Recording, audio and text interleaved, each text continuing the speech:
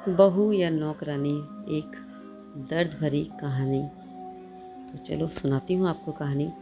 पूरे 4 साल बाद हेमंत कनाडा से लौटा था।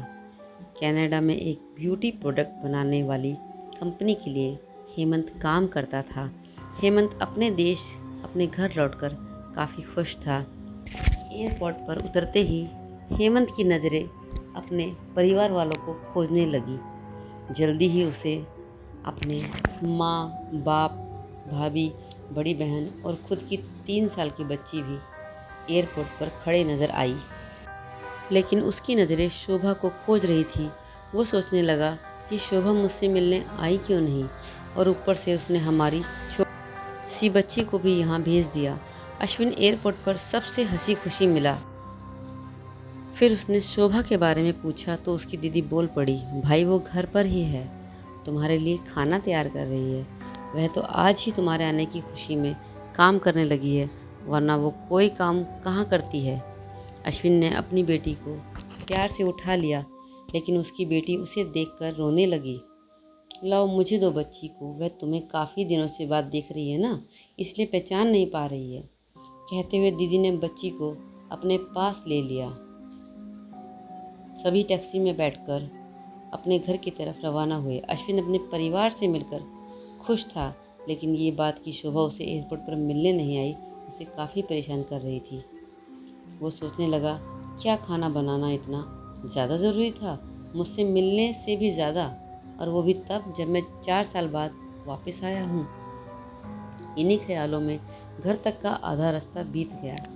अब उसकी बच्ची उसे देखकर रो नहीं रही थी, इसलिए अश्विन उसके साथ खेलने लग गया। बाकी का आधा रास्ता भी ख़त्म हुआ और सब घर पहुंच गए। गाड़ी की आवाज़ सुन शोभा बालकनी में आकर खड़ी हो गई और अश्विन की तरफ देखने लगी। अश्विन भी जैसे ही गाड़ी से उतरा, उसने पहले दरवाजे की तरफ और बाद में बालकनी की तरफ नज़रें घुमाई, जैसे ही वह शोभा को ही देखना चाहता हो। अश्विन से नज़रें मिलते ही शोभा के चेहरे पर मुस्कान झलक पड़ी। अश्विन भी उसे देखकर हल्के से मुस्करा दिया। सभी घर के अंदर गए। शोभा सबके लिए पानी लेकर आई और सभी को पानी देने के बाद फिर से किचन में चली गई चाय बनाने के लिए। थोड़ी देर तक सभी परिवार वालों से बातें करने के बाद अश्विन शोभा को बुलाने लगा। माँ ने उसे बीच में टोकते हुए कहा, रहने दो उसे किचन में, थोड़ा काम कर लेने दो, बाद में अपने आप आ जाएगी।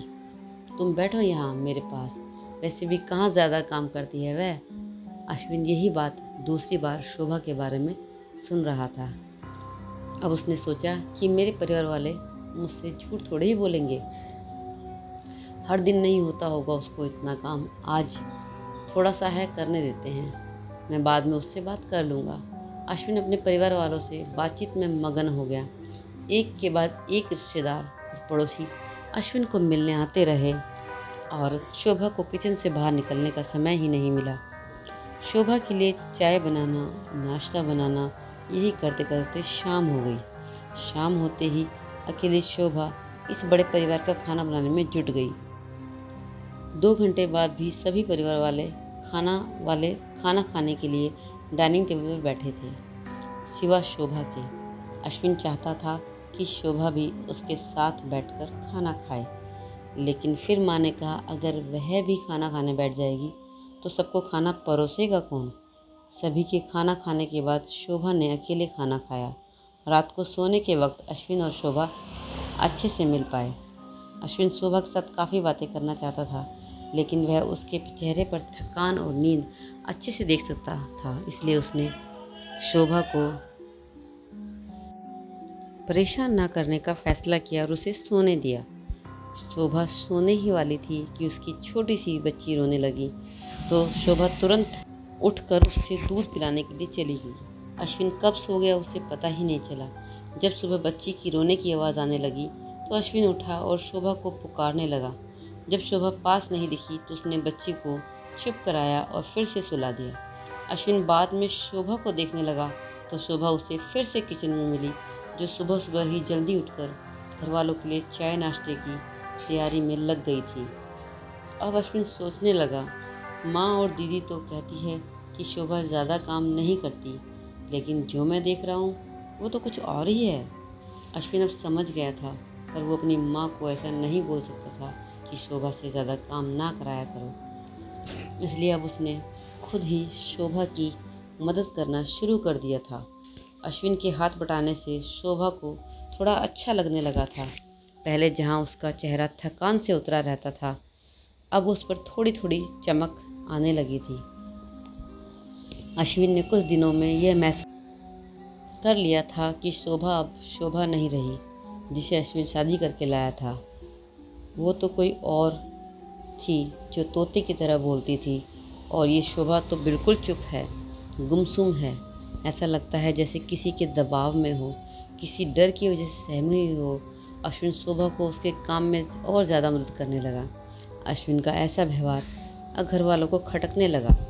घर के सभी बड़ों और उसकी दीदी ने मिलकर अश्विन को समझाया, तुम अपनी बीवी की मदद करते हो, उससे हमें कोई एतराज़ नहीं है, लेकिन तुम्हें एक हद तक ही ऐसा करना चाहिए।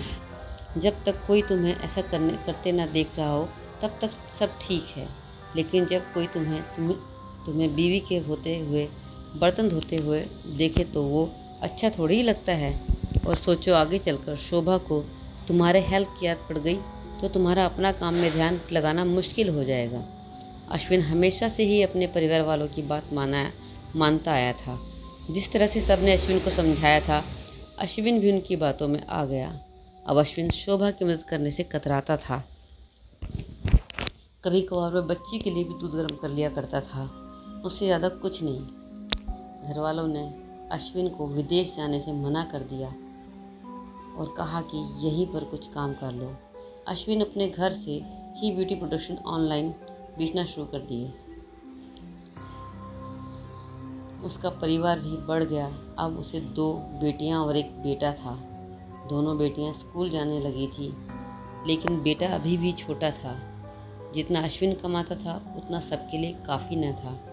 काफ़ी सोच विचार करने के बाद अश्विन ने यह फैसला किया कि अब वह शोभा के साथ शहर में जाके रहेगा, जहाँ पर शोभा भी काम कर पाएगी और वह घर से ही अपने ब्यूटी प्रोडक्ट्स बेचना शुरू रखेगा। इस तरह से वे अपने पैसों की तंगी को पूरा करेंगे। परिवार वालों ने भी अश्विन को इजाज़त दे दी। अश्विन चाहता था कि माँ भी उसके साथ रहे, लेकिन माँ को शहर में आना मंजूर न था। माँ बड़े भाई के साथ रहने लगी। शहर में अब शोभा नौकरी करती और अश्विन घर से ही ऑनलाइन अपने प्रोडक्ट बेचता। कई साल ऐसे ही बीत गए। सुबह घर का काम और बाद में बाहर का काम करके पहले से ज़्यादा थकी रहने लगी। परिवार वालों की अश्विन के दिमाग में डाली बातें अभी भी उस पर असर करती थी। वह यहाँ पर भी शोभा का हाथ ना बटाया करता। अश्विन अब दिन रात अपने प्रोडक्ट बेचने में ही मशरूफ़ रहता। कभी कभी शोभा उससे कहती कि मुझे अच्छा महसूस नहीं हो रहा है, मुझे डॉक्टर के पास ले चलो।